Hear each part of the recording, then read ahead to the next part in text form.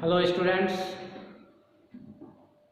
आप लोगों के प्यार मोहब्बत को देखते हुए आज लगता है वो घड़ी आ गई है जो आपने कहा था कि सर फिजिक्स के बारे में भी कुछ बताया जाए, फिजिक्स के बारे में भी कुछ समझाया जाए।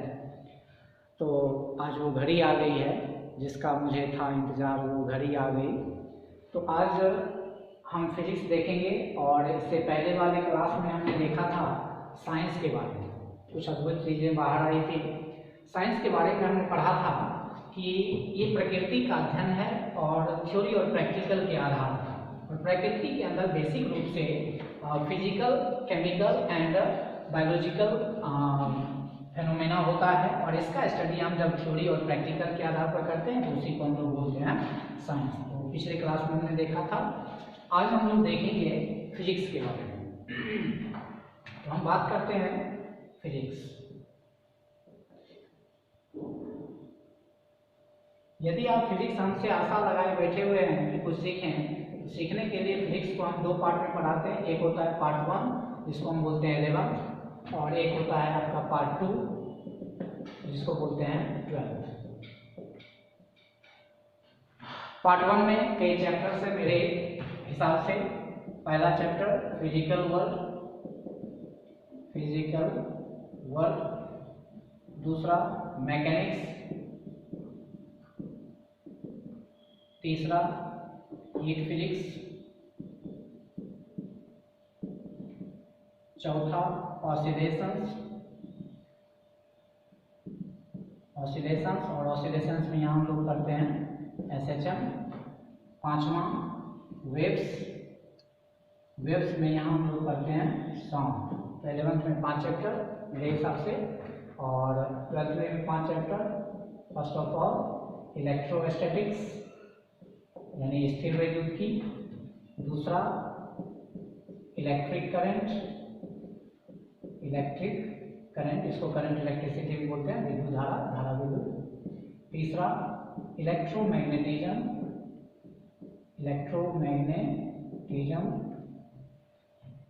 चौथा मॉडर्न फिजिक्स,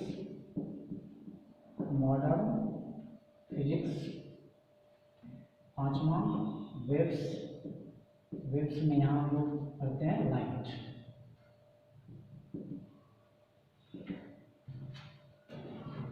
तो यहाँ हम देखें कि मेरे हिसाब से अगर आप फिजिक्स सीखना चाह रहे हैं तो 11th और 12th के ये दो पार्ट्स मिलाकर के आपको टोटल 10 चैप्टर्स पढ़ने होंगे। और 10 चैप्टर में हमने इसलिए बांटा है क्योंकि अलग अलग राइटर्स के हिसाब से आप जाएंगे, उनके बुक्स को देखेंगे तो चैप्टर्स की संख्या अलग अलग है। किसी में 15 चैप्टर्स हैं, किसी में 20 चैप्टर, किसी में 30 चैप्टर। तो कहने का मतलब है कि दोनों मिला करके टोटल 30, 40, 50, 60, 70 चैप्टर्स हो जाते हैं, जो थोड़ा सा स्टूडेंट्स के लिए याद रखना समवॉट डिफिकल्ट होता है।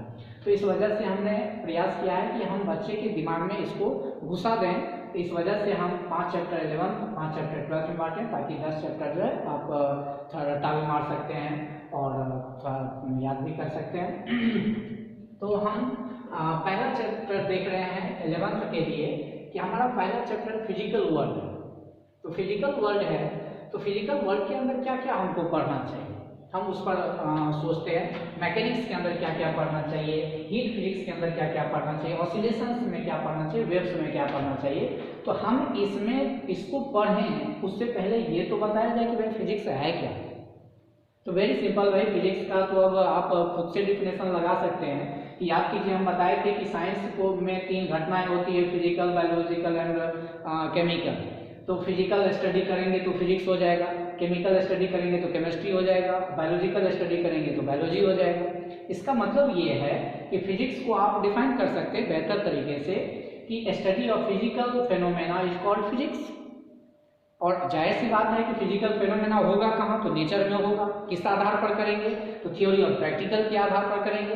इसको थोड़ा स्टाइल मार के आप बता सकते हैं। पूछेगा भौतिकी क्या है, तो आप बताइएगा भौतिकी विज्ञान की वह शाखा है जिसके अंतर्गत भौतिक घटना, प्रकृति के अंदर होने वाले भौतिक घटनाओं का अध्ययन थ्योरी एवं प्रैक्टिकल के आधार पर किया जाता है, उसे ही भौतिकी कहते हैं। इन अदर वर्ड्स अगर हम बात करें, physics is the branch of science in which we deal about physical phenomena of nature on the basis of theory and practical is called physics. तो इस तरह से आप फिजिक्स को डिफाइन किए। फिजिक्स को स्टडी करने के लिए आपको ये 10 चैप्टर पढ़ना होगा, इसलिए आप 11th भी पढ़िए, 12th भी पढ़िए, तब मजा आएगा थोड़ा फिजिक्स पढ़ने में। हालांकि स्टूडेंट्स के लिए थोड़ा फिजिक्स डिफिकल्ट जॉब होता है, लेकिन मेरा दावा है कि फिजिक्स अगर आप यहाँ जुड़ गए तो मेरा दावा है कि फिजिक्स आसान होना चाहिए, फिजिक्स आसान होगा यदि आप लगातार लगे हुए हैं। तो छोड़ के अगर आते हैं तब तो खैर कोई बात नहीं है, उसमें हमारी कोई गलती नहीं है। आइए हम बात करते हैं 11th। आप 11th के लिए आए हैं कि 11th में क्या क्या पढ़ना होता है, कौन कौन से टॉपिक्स होते हैं। तो इन शॉर्ट हम 11th को पूरा पढ़ जाते हैं, हम आगे फीस हम नहीं लेंगे। अब हम बात करते हैं फिजिकल वर्ल्ड। फिजिकल वर्ल्ड के अंदर क्या क्या पढ़ते हैं, तो इसके अंदर बेसिक रूप से हम लोग पढ़ते हैं फिजिकल क्वांटिटी के बारे में। फिजिकल क्वांटिटी, फिजिकल क्वांटिटी का मतलब होता है भौतिक राशि, भौतिक राशि। अब ये कहता है कि फिजिकल क्वांटिटी के बारे में आप पढ़ते हैं फिजिकल वर्ल्ड के अंदर, तो ऐसा इसलिए करते हैं क्योंकि आप फिजिक्स पढ़िए, केमिस्ट्री पढ़िए, तो फिजिकल लॉ हो या केमिकल लॉ हो, वह एक लॉ पे आधारित होता है। समीकरण जो होता है वो लॉ पे आधारित होता है, और उसमें जो समाहित होता है उसके अंदर जो चीज़ें आती हैं वह आती हैं फिजिकल क्वांटिटी। फिजिक्स का समीकरण हो या केमिस्ट्री का समीकरण हो, उसमें आपका फिजिकल क्वांटिटी है। बिना फिजिकल क्वांटिटी का आप ये दोनों पढ़ ही नहीं सकते। आपका 10 चैप्टर के अंदर ये फिजिकल क्वांटिटी है। बिना फिजिकल क्वांटिटी पढ़े हम फिजिक्स सीख नहीं सकते हैं। इसलिए इस चैप्टर का मुख्य उद्देश्य होता है कि फिजिकल क्वांटिटी को समझें, और फिजिकल क्वांटिटी को समझने के अलावे इसको मेजर करने का तरीका, छोटे स्तर पे, बड़े स्तर पे, उसके बाद किस तरीके से सिस्टम को हम अपनाते हैं, सीजीएस सिस्टम क्या है, एसआई सिस्टम क्या है, एंड सो ऑन। उसके बाद हम बात करते हैं कि उसको जब मेजर करते हैं तो कुछ त्रुटियां आती है। एक्सपेरिमेंट जब करते हैं तो उसमें कुछ त्रुटियां आती है, तो उसको हम बोलते हैं एरर। तो मेजरमेंट ऑफ एरर, तो उसमें जो है परसेंटेज एरर भी आता है, उसके बारे में हम इसी के अंदर स्टडी कर लेते हैं। इसके अंदर थोड़ा सा ये पढ़ते हैं कि भाई फोर्स होते क्या हैं, बेसिक फोर्सेस क्या होते हैं, बेसिक फोर्सेस कहाँ कहाँ अप्लाई होते हैं, न्यूक्लियर फोर्स क्या है, ग्रेविटेशनल फोर्स क्या है, इसका क्या मतलब प्रॉपर्टी होता है, शॉर्ट एंड में हम लोग पढ़ते हैं। हालांकि वो सब के लिए बहुत बड़ा चैप्टर अपने पास रखा हुआ होता है। तो इस तरह से हम देखते हैं कि इसके अंदर हम लोग फोर्सेस के बारे में पढ़ते हैं। उसके अलावा हम देखते हैं कि यूनिट एंड डायमेंशन एक टॉपिक होता है जिसमें हम बात करते हैं कि फिजिकल क्वांटिटी को हम मापते हैं, तो कैसे मापते हैं, इसका डायमेंशन क्या होता है, ये सब सीखते हैं। उसके बाद फिजिकल क्वांटिटी में मैग्नीट्यूड भी होता है, डायरेक्शन भी होता है। तो मैग्नीट्यूड और डायरेक्शन के हिसाब से अगर बात करें तो एक टॉपिक होता है वेक्टर एंड स्केलर, और वेक्टर स्केलर पढ़ते हैं जो कि काफ़ी महत्वपूर्ण होता है। उसको पढ़ के तब हम आगे बढ़ते हैं। फिजिकल क्वांटिटी के अंदर ये छोटे छोटे टॉपिक्स होते हैं। इसके अंदर हम लोग कुछ मैथमेटिकल टूल्स का भी स्टडी कर लेते हैं, क्योंकि इसको मेजरमेंट करने में थोड़ा सहायता मिलता है, तो ये मैथमेटिकल टूल्स पढ़ते हैं। नाउ अगर मैकेनिक्स पढ़ते हैं तो एक और चीज़ जानकारी हम देना चाहेंगे कि फिजिकल क्वांटिटी को आप कैसे मानते हैं कि बिना उसके पढ़े हम ये टोटल चीज़ें नहीं पढ़ सकते, केमिस्ट्री नहीं पढ़ सकते। हम एक छोटा सा एग्जांपल देखना चाहेंगे। जैसे आप नोनो क्लास में पढ़ते होंगे कि V बराबर U प्लस AT, S बराबर UT plus half AT square, V square is equal to U square plus 2AS, ये सब समीकरण पढ़ते होंगे। ये V क्या है, फाइनल वेलोसिटी, अंतिम वेग। U क्या है, इनिशियल वेलोसिटी, प्रारंभिक वेग। A क्या है, त्वरण। A क्या है, समय। तो ये हमारा इनिशियल वेलोसिटी हो, फाइनल वेलोसिटी हो, कि मिड वेलोसिटी हो, आगे है तो वेलोसिटी ही हुआ, भौतिक राशि है। तो ये भी भौतिक राशि है, फिजिकल क्वांटिटी है, ये भी फिजिकल क्वांटिटी, ये भी फिजिकल क्वांटिटी। अब यहाँ पर हम बात करते हैं S बराबर UT plus half AT square, ये डिस्प्लेसमेंट है, विस्थापन है। विस्थापन एक फिजिकल क्वांटिटी है, भौतिक राशि है। U क्या है, तो ये भी भौतिक राशि है। T क्या है, ये भी भौतिक राशि है। A भी भौतिक राशि, T भी भौतिक राशि। इसका मतलब ये समीकरण भौतिक राशि से रिलेटेड है। इसको देखते हैं, ये भी वही गीत गाएगा। इसके अलावा अगर बात करते हैं F is equal to M, F बराबर M बड़ा पुराना हो गया है, तो ये न्यूटन बाबा के सेकंड लॉ से जो आता है। तो हम बात करते हैं F यानी फोर्स, ये भी फिजिकल क्वांटिटी।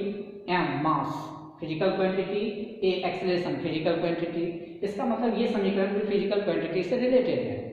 आप यही नहीं, फिजिक्स के अंदर, केमिस्ट्री के अंदर जो भी समीकरण इक्वेशन आप लिखेंगे निश्चित तौर पे ये इसी से रिलेटेड होगा। इसका मतलब है कि बगैर इसको पढ़े आप फिजिक्स और केमिस्ट्री नहीं सीख सकते हैं। तो यानी कि इसका महत्व आपके लिए काफी बढ़ जाता है।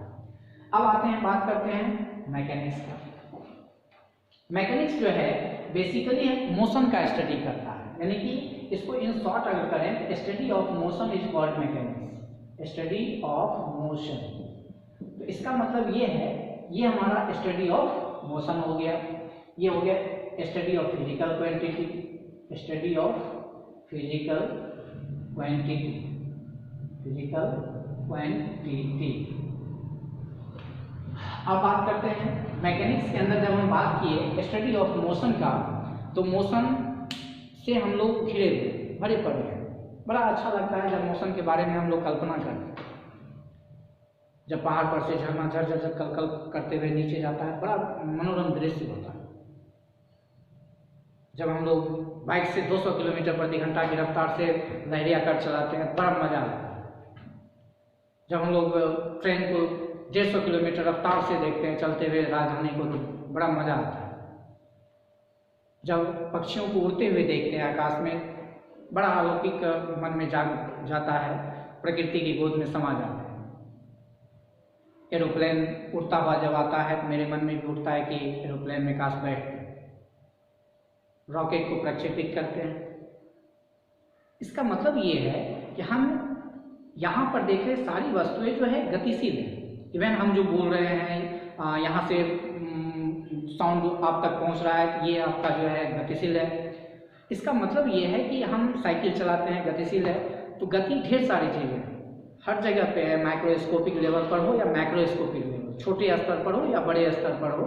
आप परमाणु के अंदर जाइए, दुनिया का कोई भी चीज़ परमाणु से बना है, तो परमाणु के अंदर जाएंगे तो न्यूक्लियस होता है। न्यूक्लियस के चारों तरफ विभिन्न कक्षाओं में इलेक्ट्रॉन क्या करते हैं, चक्कर काटते हैं। इसका मतलब इलेक्ट्रॉन गतिशील है, तो मोशन में है।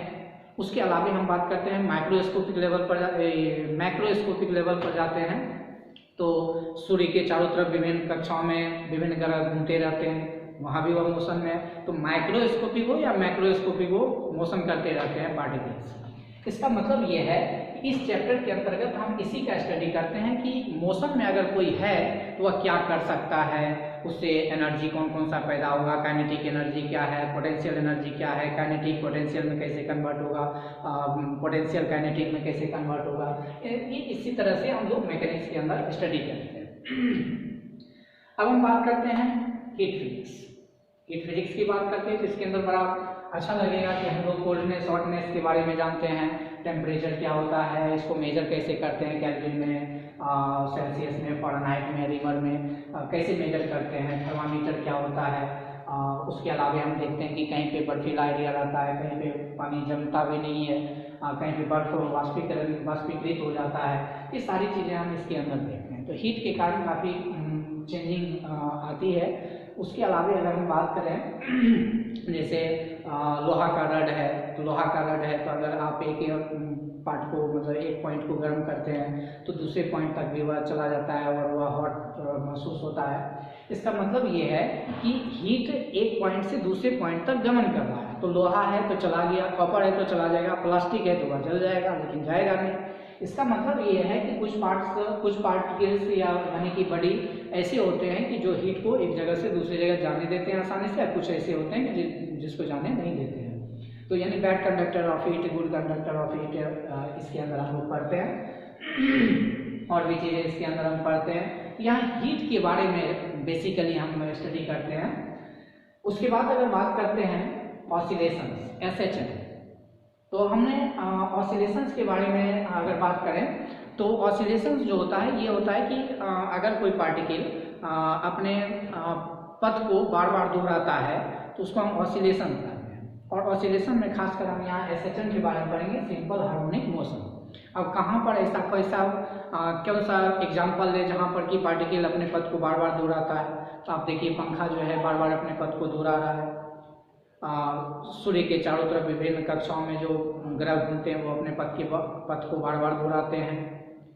माइक्रोस्कोपिक लेवल पर अगर हम बात करें तो माइक्रोस्कोपिक लेवल पर न्यूक्लियस के चारों तरफ इलेक्ट्रॉन विभिन्न कक्षाओं में चक्कर काटते हैं, इसका मतलब है कि वो ऑसिलेटरी मोशन कर रहा है। उसके अलावा अगर हम बात करें, एक धागा ले लें, एक बॉब को लटका दें और फिर उसको डिस्प्लेस करके छोड़ दें तो यूं यूं यूं मोशन करता है। ये अपने पथ को क्या करता है, बार बार दोहराता है। इसका मतलब है कि ये ऑसिलेटरी मोशन करता है। लेकिन कई टाइप के ऑसिलेटरी मोशन हमने देखे, लेकिन उसमें से हमको यहाँ पर इस 11th के टॉपिक के अंदर हमको पढ़ना होता है सिंपल हार्मोनिक मोशन।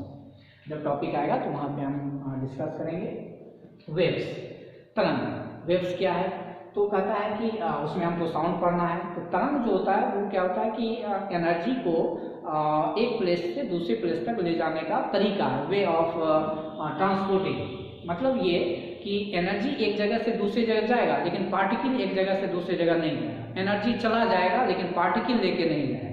तो कहने का मतलब हमारे पास कोई भी एनर्जी ट्रांसफर का बेसिकली दो तरीका है। एक तरीका है कि पार्टिकल को बोले कि भाई तू यहाँ से वहाँ जाके ले जा और वहाँ दे, तो मतलब पार्टिकल यहाँ से एनर्जी लेके वहाँ चला जाएगा। दूसरा तरीका है कि पार्टिकल ना जाए और एनर्जी भी वहाँ पहुँच जाए। तो इसका मतलब ये है कि वेव वही चीज़ है कि एनर्जी को एक जगह से दूसरी जगह भेज रहा है, लेकिन पार्टिकल एक जगह से दूसरी जगह नहीं जा रहा।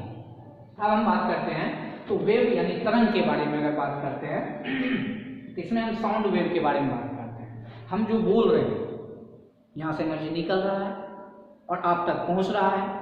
इसका मतलब है कि ये एनर्जी आप तक पहुँच गया तो ये साउंड है, और इसको प्रोड्यूस करने का काम कौन किया, mouth. Mouth is a natural machine है।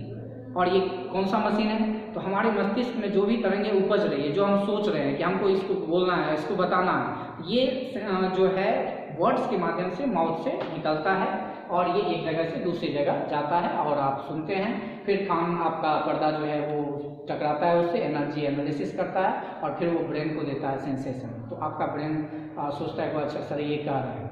इसका मतलब ये है कि साउंड के माध्यम से हम एनर्जी को एक जगह से दूसरी जगह ट्रांसफर करते हैं। अब कहता है कि इसके अंदर हम लोग पढ़ते हैं कि डॉपलर प्रभाव क्या होता है। अगर दो ट्रेन है, दोनों एक ही दिशा में जा रहा है या फिर अपोजिट डायरेक्शन में जा रहा है, तो क्या मतलब श्रोता के ऊपर फ्रीक्वेंसी पर क्या प्रभाव पड़ेगा। उसके बाद अगर वह स्टे कर जाता है, ऑब्जर्वर मोशन करता है, मतलब सुनने वाला मोशन करता है, तो क्या पोजीशन आता है सुनने में, फ्रीक्वेंसी में क्या डिस्टर्बेंस आती है, उसके बारे में हम लोग स्टडी करते हैं। तो ये वेव्स के बारे में पढ़ते हैं। इसका खासियत ये है कि इसको एक जगह से दूसरी जगह अगर जाना है तो बिना मीडियम का नहीं है। मतलब हम यहाँ हैं, आप सामने में हैं, तो हम दोनों के बीच में हवा है। हम जो बोले आप सुने तो दोनों के बीच में हवा है और हवा के माध्यम से ये one place to another place गया।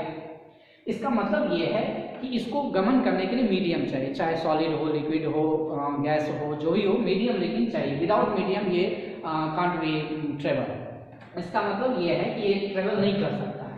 अब हम ये सारी चीज़ों को जब हम देख लिए तो हमको लग रहा है कि 11th के अंदर काफ़ी रोचक चीज़ें हैं पढ़ने के लिए कहीं ना कहीं, क्योंकि बगैर इन सारी चीज़ों के हमारा 12 कवर नहीं होगा, आसान नहीं रहेगा। लेकिन अगर कोई खास टॉपिक आपका छूट जाता है तो आपके अंदर वो डिपेंड करता है कि आप कैसे उसको मैनेज करते हैं, कैसे उसको समझते हैं। हमारा प्रयास तो हर संभव रहेगा कि हम आपको सिखा दें। तो जाहिर सी बात है, सीखने और सिखाने के क्रम में दोनों का होना जरूरी है, दोनों का तालमेल होना जरूरी है। आपके दिमाग में कि हमको फिजिक्स सीखना, हमको है कि फिजिक्स सिखाना, रट्टा नहीं मारना। साइंस रट्टा मारने के लिए नहीं होता, फिजिक्स वगैरह तो और भी रट्टा मारने के लिए नहीं है, क्योंकि फिजिक्स तो आपके अंदर है, उसको सिर्फ आपको बाहर लाना है। समझिए, फिजिक्स डिफिकल्ट है ही नहीं, बहुत आसान है। और जैसे जैसे हम टॉपिक में घुसेंगे, जैसे जैसे हम समंदर में गोता लगाएंगे, पता चल जाएगा कि वहाँ से कौन सा मोती बाहर रहा है। इसका मतलब ये है कि हम यहाँ पे इसको सीखें तो कैसे सीखेंगे। ओबियस है कि हम सीखें तो कैसे सीखेंगे, तो एक आपको टारगेट लेना होगा, जिद लेना होगा कि हमको बड़ा अच्छे तरीके से इसको सीखना है। तो जब आप बुक्स पढ़ रहे हैं, इसको पढ़ने का दो तरीका ये है कि आप हम पे डिपेंड हो जाइए, चैनल पे डिपेंड हो जाइए, क्लास पे डिपेंड हो जाइए, नोट्स पे डिपेंड हो जाइए। दूसरा तरीका है सेल्फ स्टडी।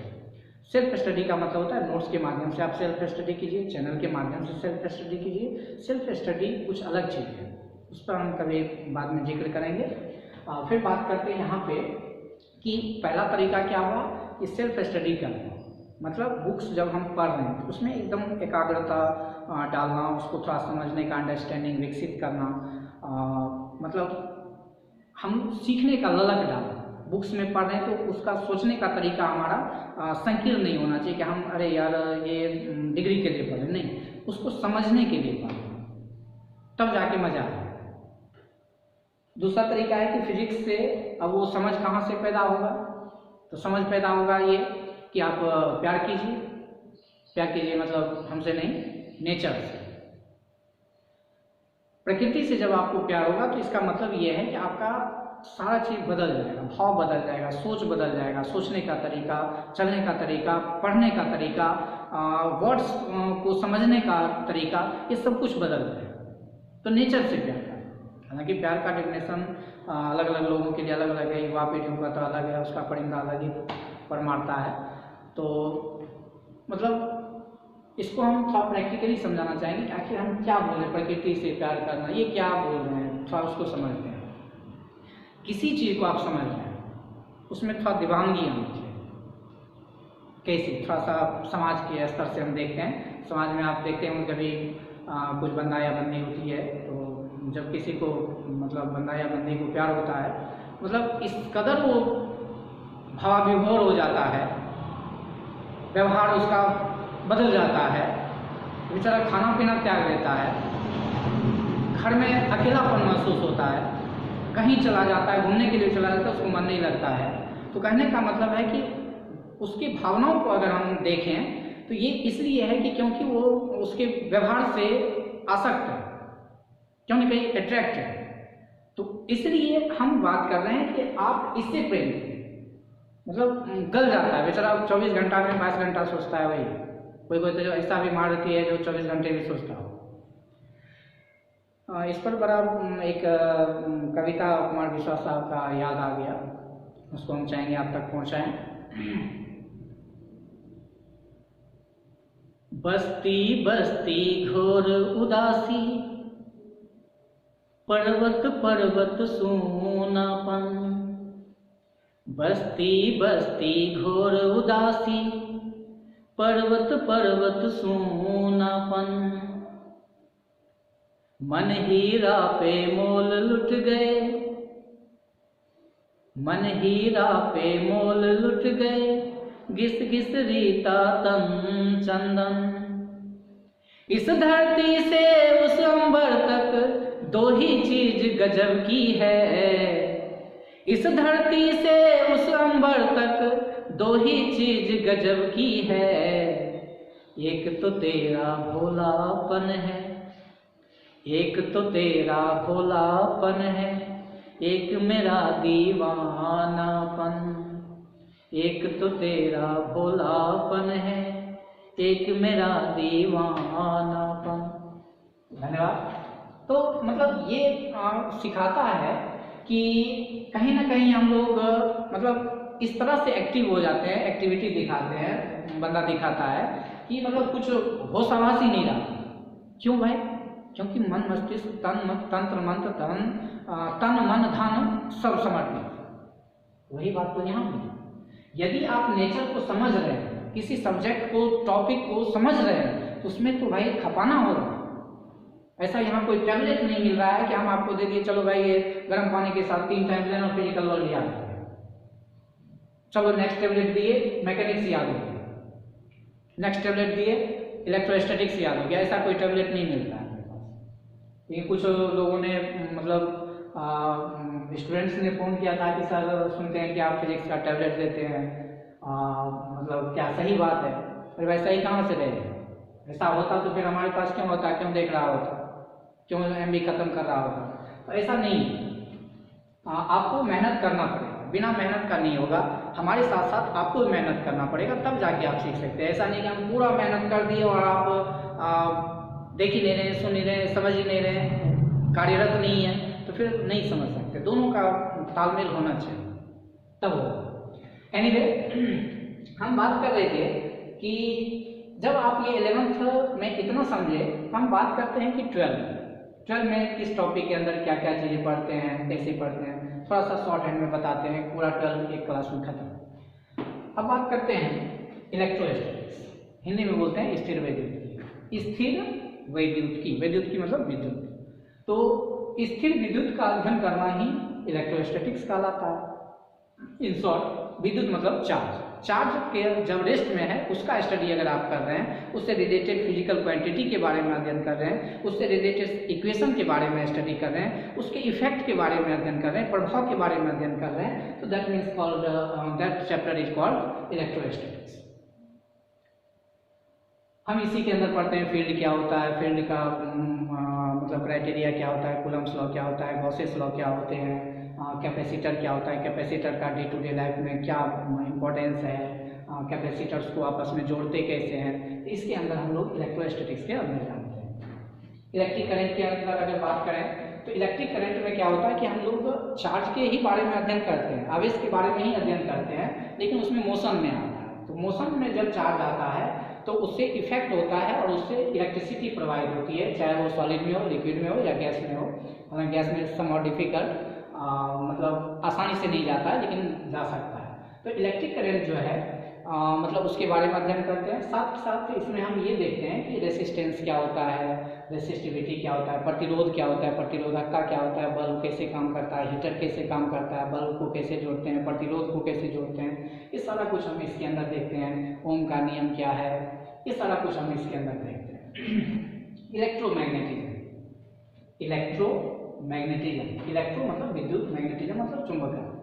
यानी इलेक्ट्रिक के कारण एक मैग्नेट का प्रॉपर्टी उत्पन्न हो जाता है। इस वजह से इस चैप्टर का नाम पड़ा है इलेक्ट्रोमैग्नेटिज्म। और जब इलेक्ट्रिक के इफेक्ट के कारण मैग्नेट का गुण आया तो मैग्नेट अपना कुछ छाप छोड़ता है अपने एनवायरनमेंट पे, उससे रिलेटेड कुछ फिजिकल क्वांटिटी होता है, कुछ रिलेशन होता है, कुछ डिवाइस तैयार होता है।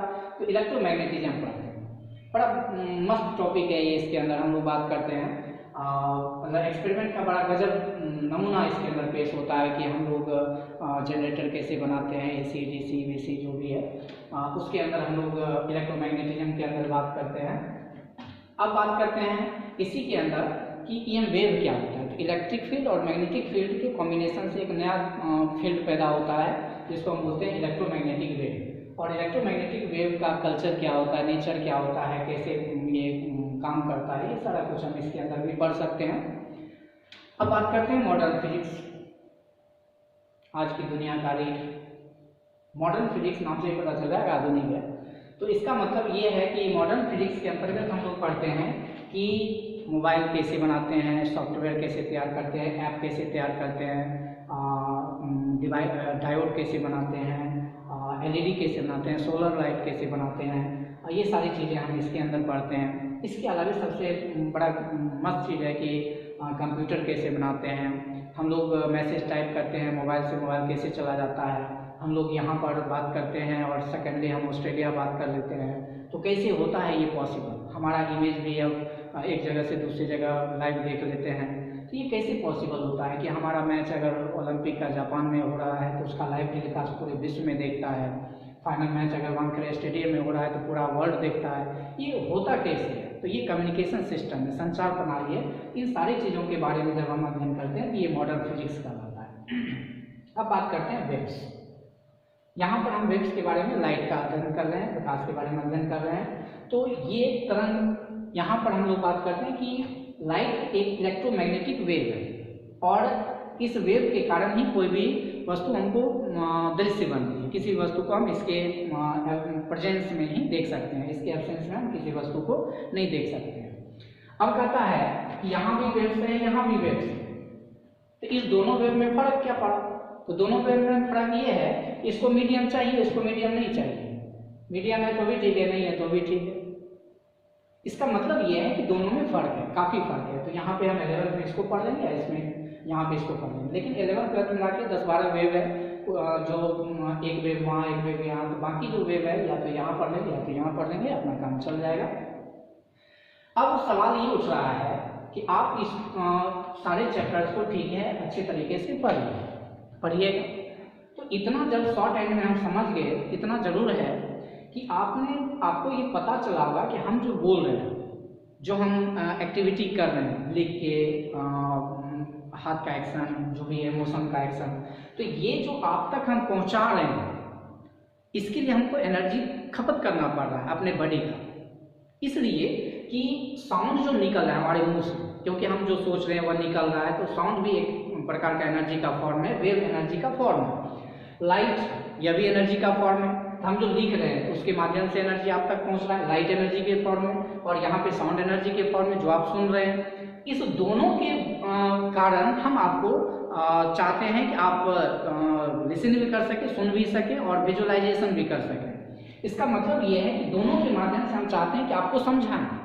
तो हम अपनी एनर्जी को खपत करके आपको समझाना चाह रहे हैं, सिखाना चाह रहे हैं कि आप भी एनालिसिस करते हैं। कान एक डिवाइस है जो सुनने का काम करता है, आँख एक डिवाइस है जो देखने का काम करता है। ये सुनने का बेचारा काम नहीं करता, ये देखने का काम नहीं करता, सबका फंक्शनिंग अलग अलग है।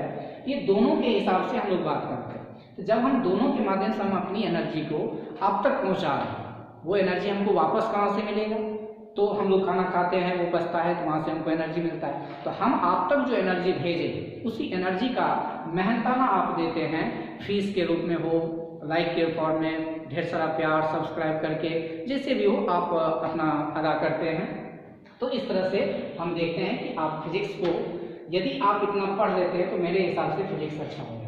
इतना सुनने के बाद, समझने के बाद, इतना तो हम दावे के साथ कह सकते हैं कि अब आगे का वीडियो जो भी आएगा आप भूल नहीं सकते, कंफर्म। और इस बात का दावा है कि अगला मतलब हम आपको भूल जाएं, ये हो नहीं सकता है, हो नहीं सकता, और आप हमें भूल जाएं, ये हम होने नहीं, ये कंफर्म है। और ये आगे जा कर के हम आगे और देखेंगे कि कैसे क्या होता है, नहीं होता है। अगले वीडियो में हम देखेंगे 12th का एक पार्ट लेकर के आएंगे, electrostatics. See you all the best, best of luck for the future.